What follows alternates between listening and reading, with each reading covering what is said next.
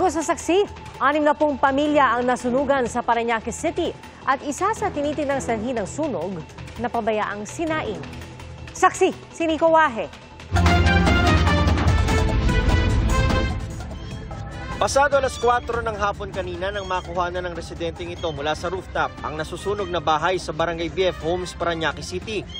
Ilang saglit pa, ganito na ang nangyari. Mas lumaki at kumalat pa ang apoy. Ayon sa isang residente, sa katabi nilang bahay nagsimula ang apoy. At nang tanongin niya raw ang may-ari kung anong pinagmulan.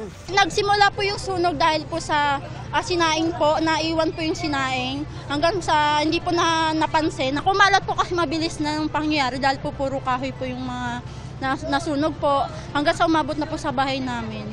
Agad daw silang lumikas at tumakbo palabas. Lahat naman po ng parents ko, naligtas naman po at may naisalba naman po kami kahit papaano. Ang residente namang ito ang siyang nag-video sa rooftop. Inunang sinalba ang mga alagang hayop gaya ng pusa, aso at ilang manok.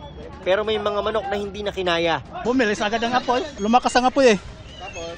Ayun, nagpanik ang mga tao. Nakapwesto kami ngayon sa isang rooftop dito sa Masville, Barangay BF Homes, kung saan sa likuran ko makikita nyo yung bahay na yon na pinagmulan daw nitong malaking sunog na ito na nasa ika-4 na alarma na masisikip yung kalsada rito sa Masville at maging yung eskinita papasok rito sa mga kabahayan rito. Malakas din ang hangin na siyang talagang nagpapahirap sa BFP at sa mga fire volunteer. Ito pong area na ito sa Masville, talaga pong wala po talagang access dito. One way in, one way out. Ayon sa BFP, mahigit 30 bahay ang natupok ng apoy. Nasa 60 pamilya naman ang naapektuhan. Nasa 375,000 pesos ang halaga ng natupok. Wala namang lubhang nasugatan sa sunog, maliban sa ilang minor injuries sa mga residenteng tumulong sa pag-apula sa apoy. Patuloy pa nilang iniimbestigahan ang tunay na sanhi ng apoy. Para sa GMA Integrated News, ako si Nico Wahe, ang inyong saksi.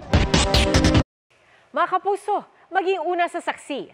Mag-subscribe sa GMA Integrated News sa YouTube para sa iba't ibang balita.